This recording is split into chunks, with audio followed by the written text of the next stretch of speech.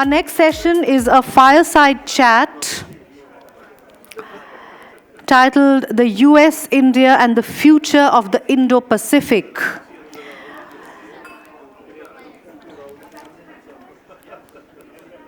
This session could not be more relevant given the geopolitical shifts occurring in the region.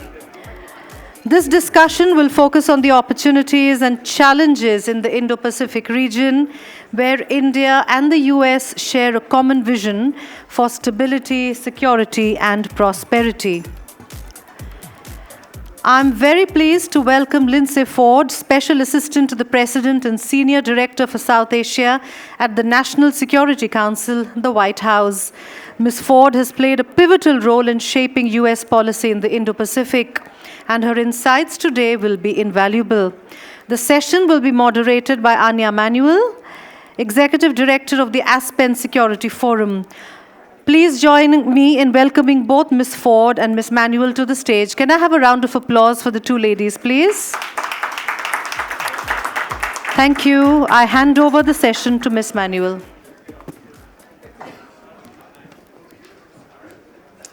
Hello, everyone. This is a content-heavy day. We've already covered a lot of ground, and I'm very grateful to Lindsey for being here with us. I know you have a lot of government meetings with the government of India. You've been at the Pentagon. You're now at the White House, at the National Security Council. So you've really seen the US's relationship with India blossom from lots of different aspects. So let me start off by asking you about the areas that seem to be going really well in the US-India partnership, and that is, on the one hand, the defense cooperation and what's going on. If you could talk a little bit about the most ambitious things that you think are happening there and how that's different from where we may have been 5 or 10 years ago. Sure, happy to. You know, it is an exciting time to be working on the US and India partnership. And we were discussing a few minutes ago, one of the things that's most fascinating to me about this relationship right now is I think oftentimes when you are in government, we ask folks to have track 1.5, track 2 dialogues so that they can think more expansively and ambitiously about what you might do with the relationship, more so than we may be able to do in government. I actually find that's not true right now with the US-India relationship. I find oftentimes, I talk to folks on the outside and they'll say, oh, you could never do X, Y, and Z. The United States and India would never do that together. And we say, well, we're already doing that. And I think there's a real commitment right now from both the Modi and the Biden administrations to think about how we can blow past barriers that have inhibited us in the past. And as the External Affairs Minister has said, move past the hesitations of history. So on the defense side, in 2023, we signed a defense industry roadmap. And the reason that we did that was we really wanted to signal to industry very clearly where the governments had a shared commitment in working together. And we identified things like ISR, jet engines, combat systems, undersea domain cooperation. And what we've been doing is working together with industry to identify opportunities for co-production in a lot of these areas. So jet engines. Last year, we saw when Prime Minister Modi and President Biden met, an announcement that the US government had approved the most significant technology transfer of jet engine technology we've ever made to any country in the world, and that we're looking at co-production of jet engines here in India. I think that is a reflection not just of our faith in the future of this partnership, but what we see as immense capacity for us to do this kind of integrated work together on the defense side. And more, I think that's where we're headed. Whether that's technology partnerships or defense partnerships, it's about having, for example, US ISR systems that have Indian sensors on those ISR systems. That's work that we have underway. It's about India building its own semiconductor fabs here in India, and the United States giving niche technologies to actually enable those fabs to not take a decade, 2 decades to get up and running, but to be able to move much more quickly. That's a really helpful, very concrete example. And Atul and I are smiling at each other because back in the dark ages when we were working on US-India relations, it felt like the private sector was really ahead of where the government-to-government relations were. So it's really comforting to hear that that has changed, which is great. And you provided me with a perfect segue because the next thing I was going to ask about was the technology cooperation. We've all heard a lot about iCET, and you and I are both veterans of the US government. Sometimes initiatives like that are a lot of great talking points, and then the working group agrees to meet again, and that's seen as a victory. It feels like in iCET we're getting beyond those talking points, and we're starting to really do some concrete things together. So could you point out maybe what you think the biggest victories are there, and where you think we have more work to do? Sure.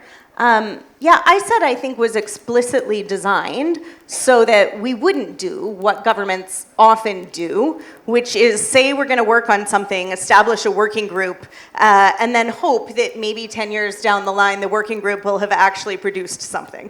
So iCET was established in January 23. We've had 2 different engagements at the National Security Advisor level, but multiple underneath that. And the idea was quite simple. One, how can we have industry come to us, say these are the opportunities that we see, and have them identify specific pain points that are making that cooperation difficult. And then for us as government to go back and say, okay, well, what's the problem? Do we need to knock down regulations?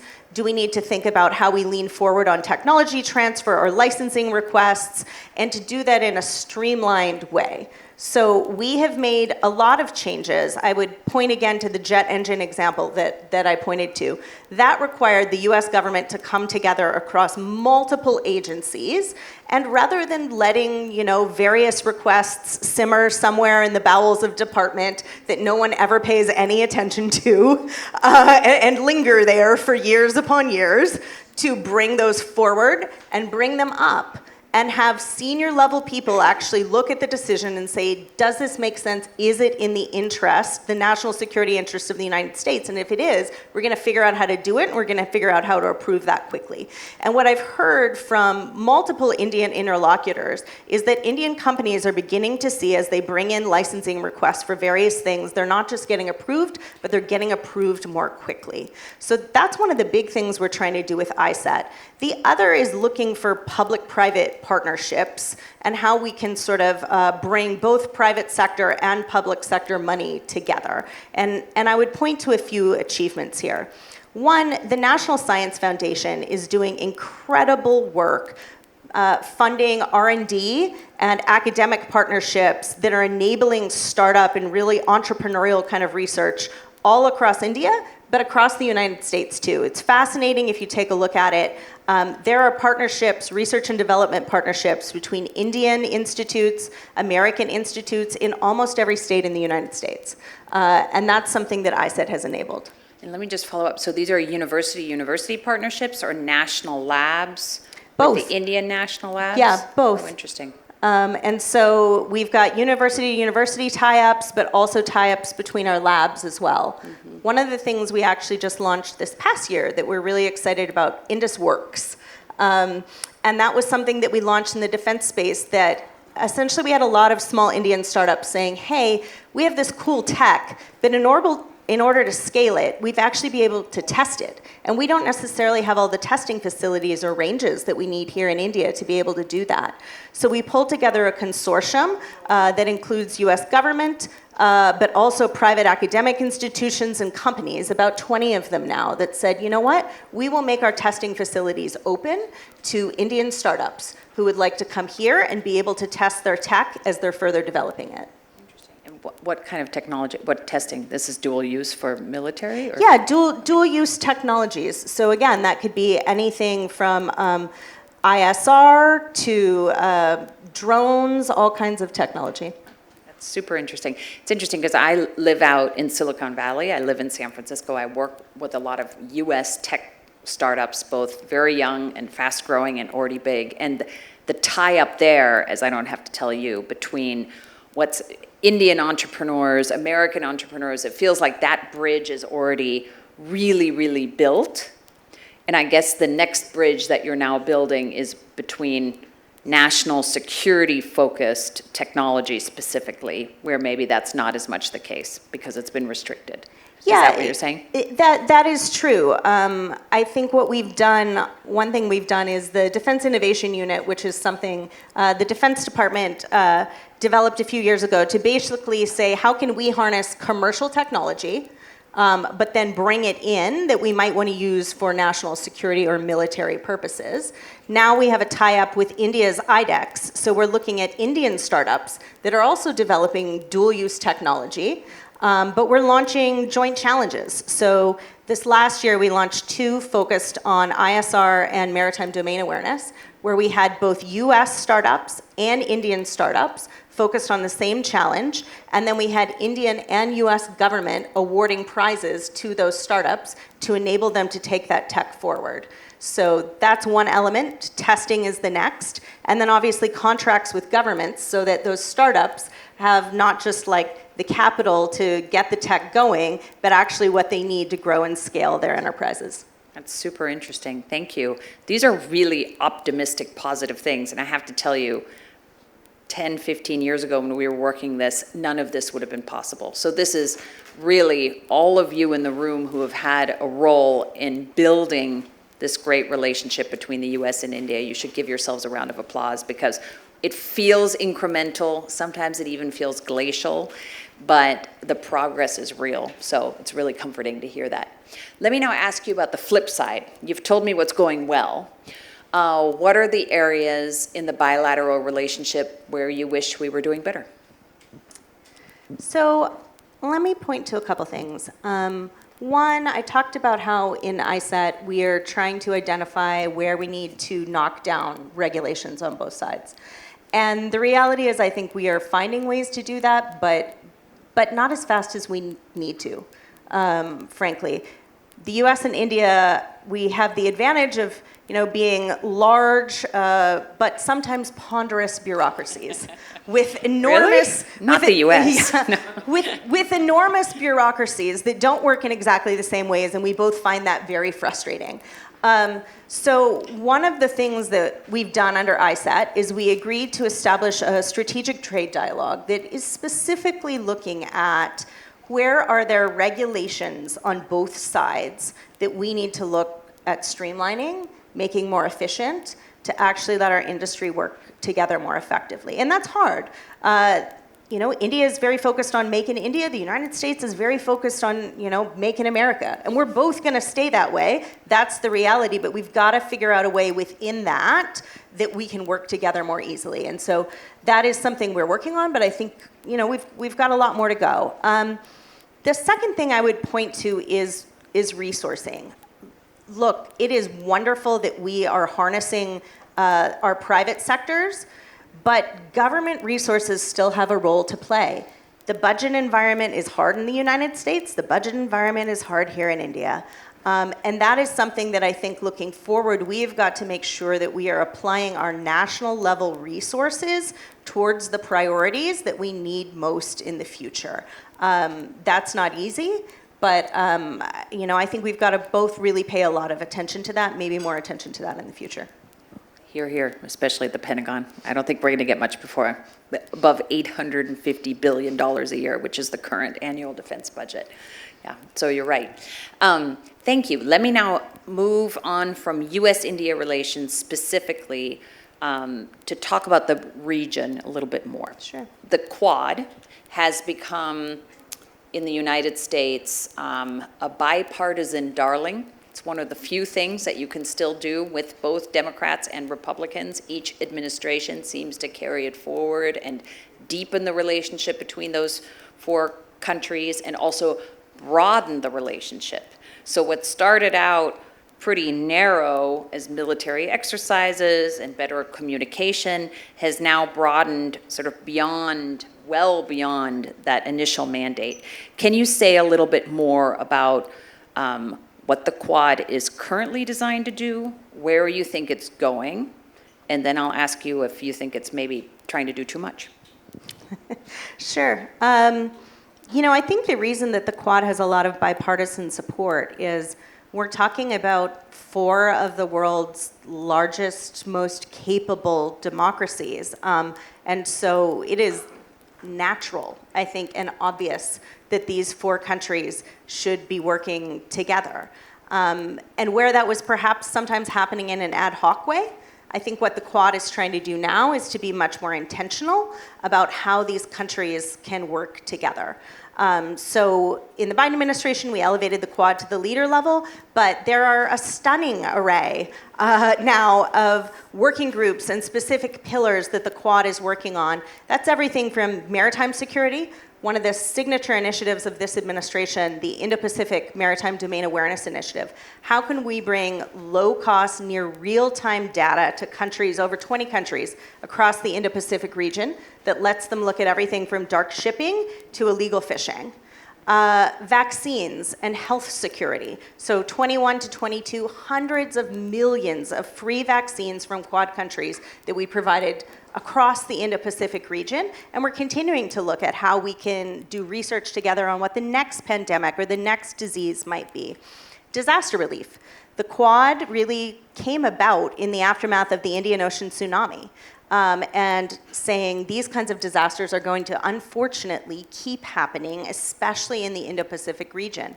So what we signed were new SOPs and a new Quad focus on disaster relief that says across our disaster relief agencies, civilian all the way through military, if we needed to move resources, logistics quickly to respond to a disaster, how are we going to do that together? In terms of where the Quad is going next, I think we are looking at new ways that we can bring public goods more quickly and at scale to the region. So health security, diseases and disease research, I think is something we're going to continue to lean into.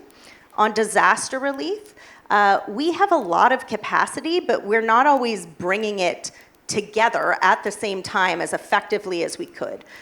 So that's one that we're going to be focused on. And then I mentioned domain awareness, but this is one where I think we're looking at ways that there are new technologies that can basically give countries the ability to address what is an enormous swath of maritime domain that a lot of very small countries in the Indo-Pacific cannot possibly actually see and respond to what's going on in real time. How can we bring tech that allows countries to do that a little more quickly? So I would say watch all those spaces in terms of where the Quad goes next. Perfect. That's a great answer. And I'm going to follow up with your last point, which is watch all those spaces, because I think there's a tension inherent in the Quad.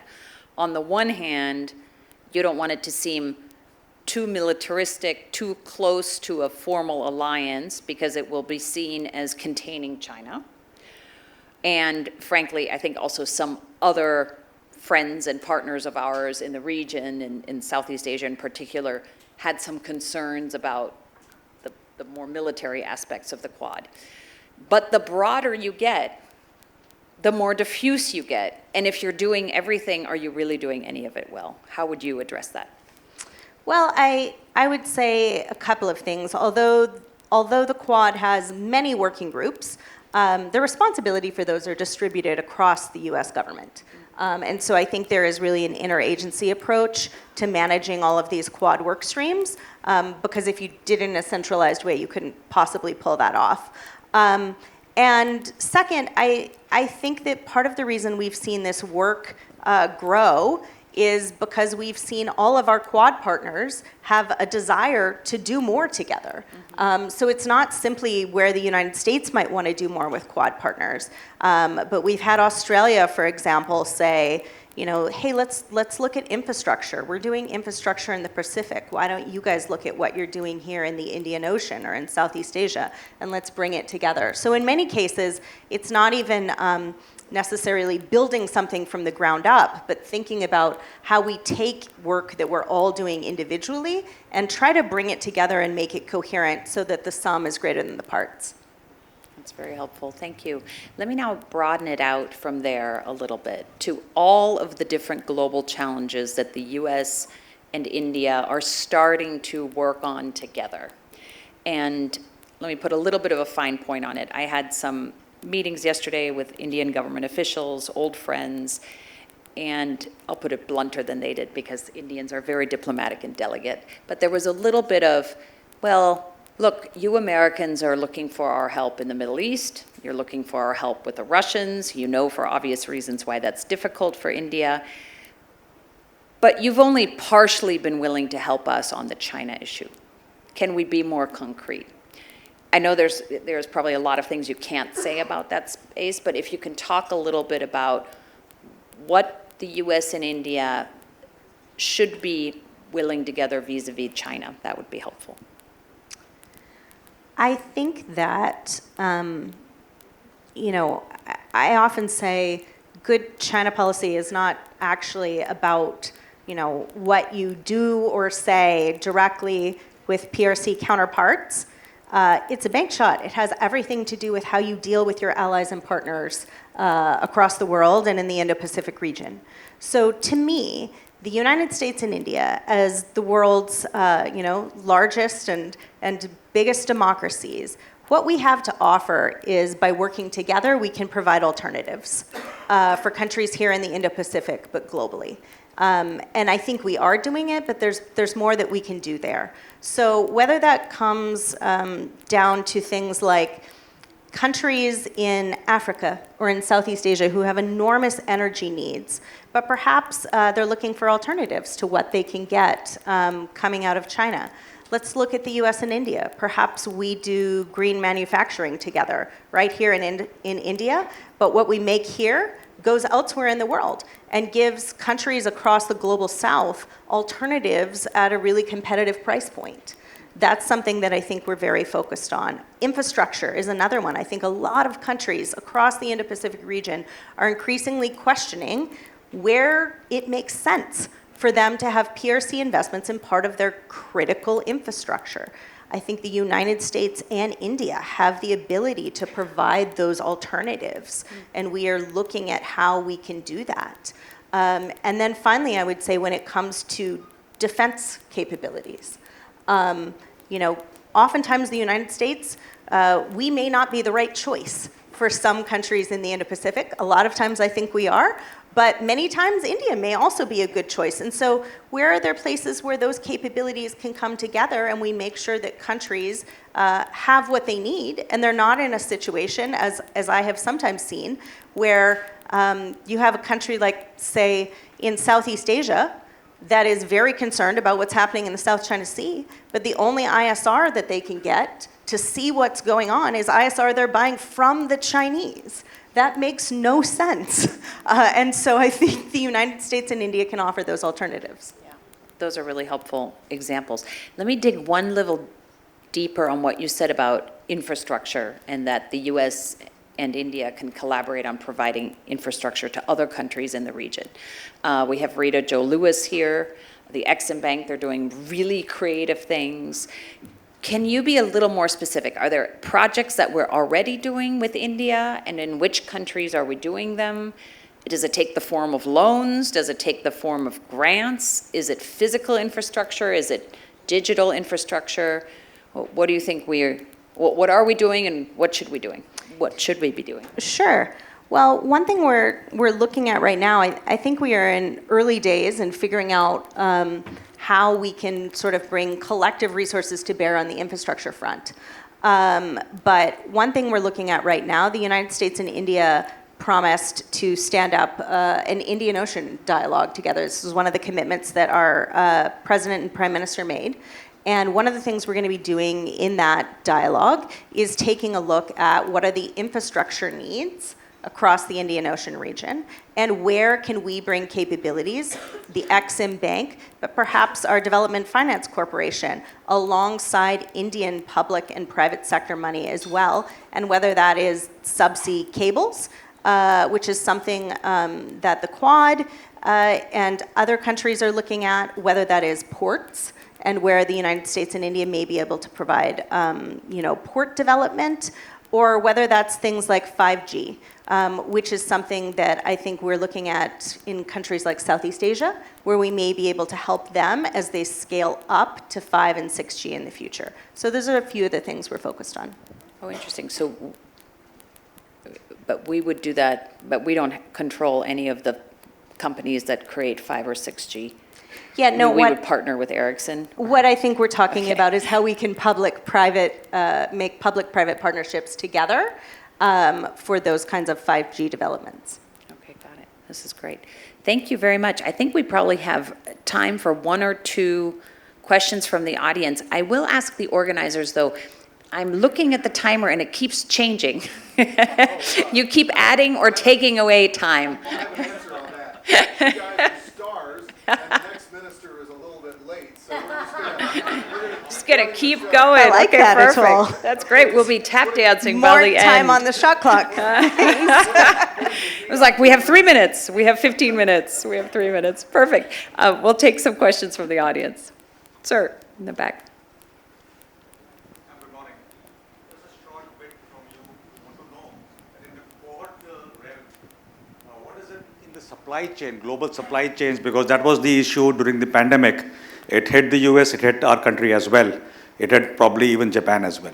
So what are we looking at in quad in the supply chain realm, which we want to co-develop together as the 4 countries there? Any thoughts on that? Sure. So, on supply chains, you're right. I think this has been a big pain point for everyone in recent years.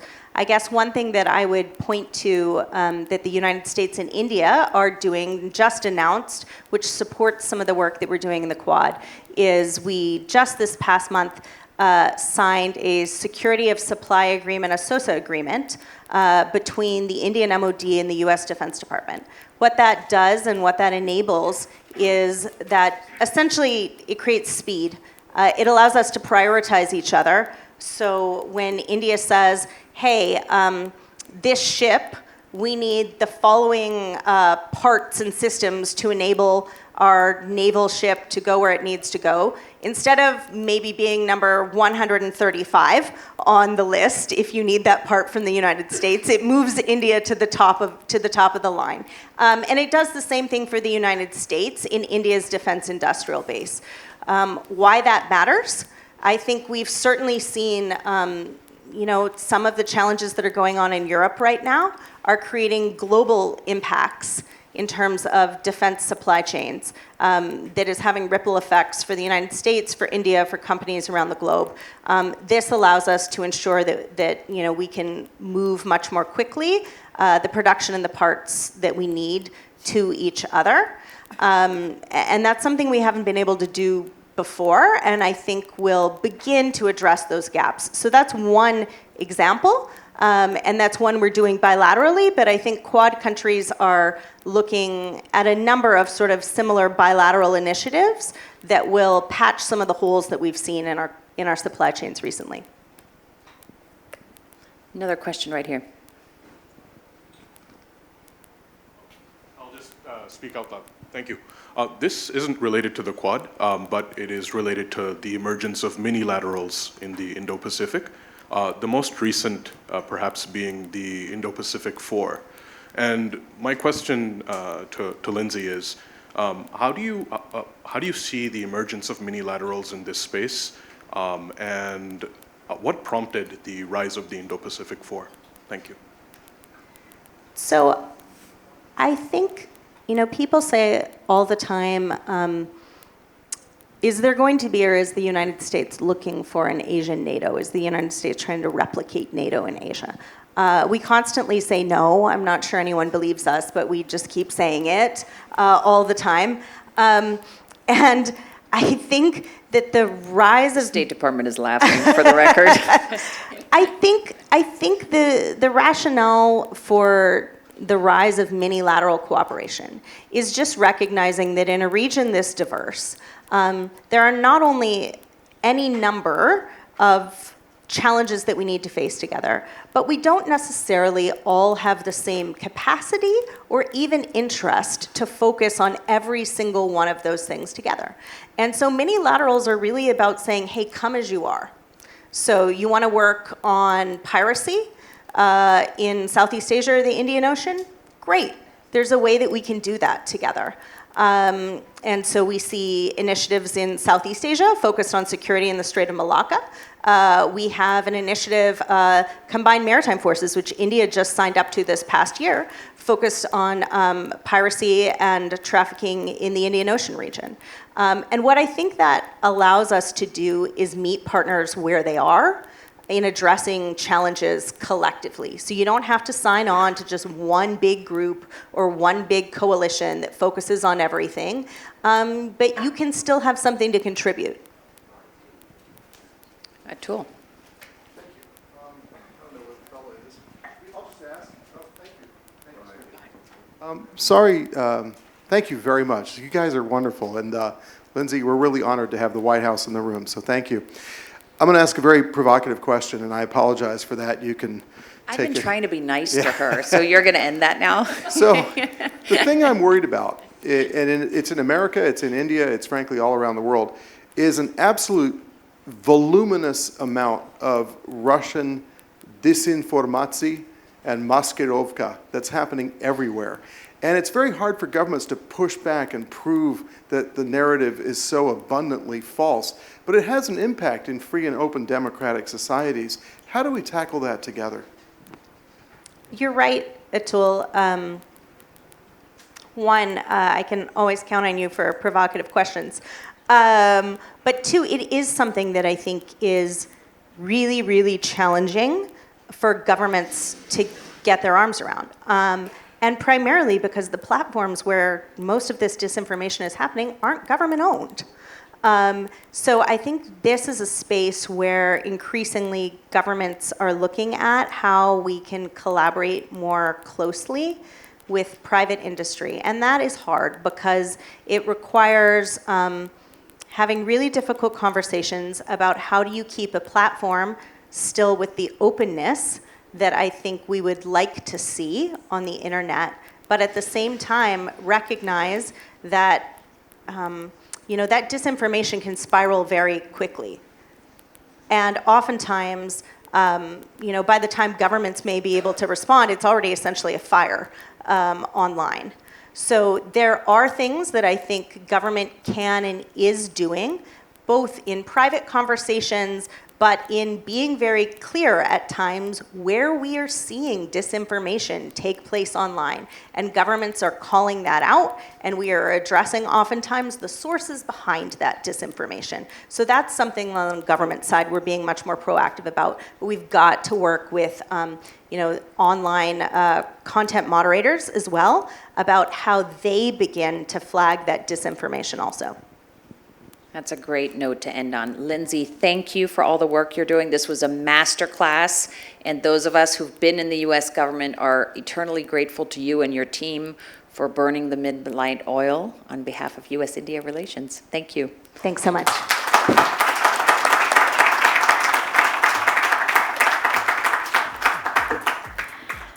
Thank you very, very much for that I want to take a photo real quick. very interesting conversation.